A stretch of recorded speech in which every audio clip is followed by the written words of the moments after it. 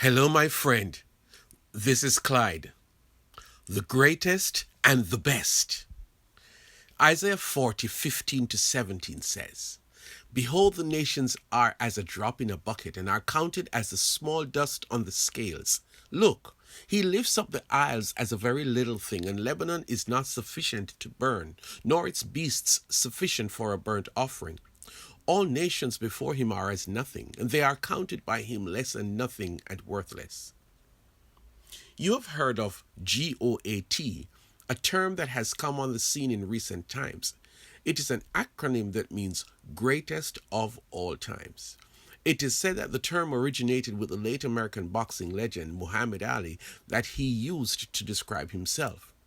In later years, the word experts, especially those who write and revise dictionaries, started to study this term to see if it could be formally accepted. For thousands and thousands of years, there was just one standard meaning for the word GOAT. It is a domesticated animal that is raised for its meat and milk.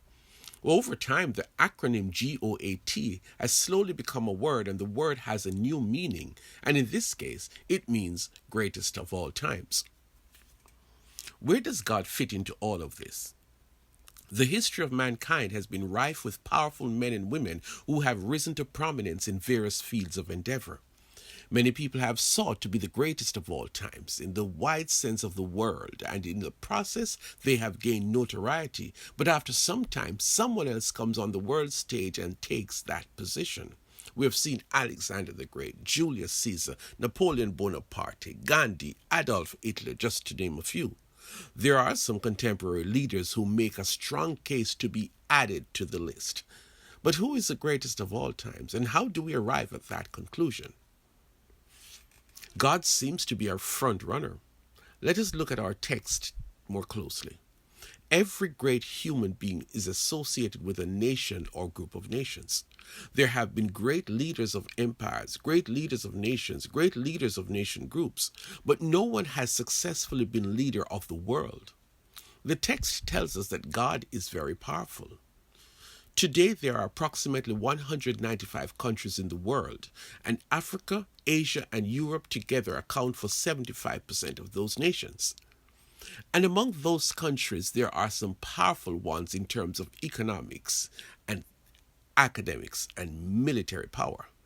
But the text says that all the nations, all 195 nations, plus those that are not part of the official list, when you put them all together, they are like a drop in the bucket for God. God seems to be so large that all of the nations of the world are regarded as dust on a scale. Nobody weighs dust. We weigh substantial items, and the dust from these items is regarded as residue and not important. Well, all of the nations of the world are so small in God's sight that together they are like dust. It is clear that God is by far the most outstanding ruler and a strong contender for the title of greatest of all times. But let us add some more data to the evaluation. Later in this passage, the writer says, Do you not know? Have you not heard? Has it never been told you from the beginning? Have you not understood since the earth was founded? He sits enthroned above the circle of the earth, and its people are like grasshoppers. He stretches out the heavens like a canopy and spreads them out like a tent to live in. He brings princes to naught, and he reduces the rulers of this world to nothing. No sooner are they planted, no sooner are they sown, no sooner do they take root in the ground than he blows on them and they wither, and a whirlwind sweeps them away like chaff. This writer is taking a logical approach to establish God's claim for the title of greatest of all times. So this great God who sees all the nations of the world as dust on a scale, he comes to the table with some even more outstanding features. He is so large that from the time the earth was created by himself, he sits above the earth. This means that the earth is really less powerful than him because he sits above it. He regards all nearly 8 billion people in the world as grasshoppers. Imagine that as significant as we think we are. God says we are like grasshoppers, which means that we are nothing compared to him in size. Watch what happens with world leaders and God. They are not even equals to sit at the same table with God, because God sees the most powerful leaders now or in the past as nothing really. Don't be confused in thinking that God disregards people. Rather, when you compare our top leaders with God, they are nothing. They don't even belong in the same category. God is so powerful that he allows leaders to come and allow leaders to go. So here is a word to a powerful leader.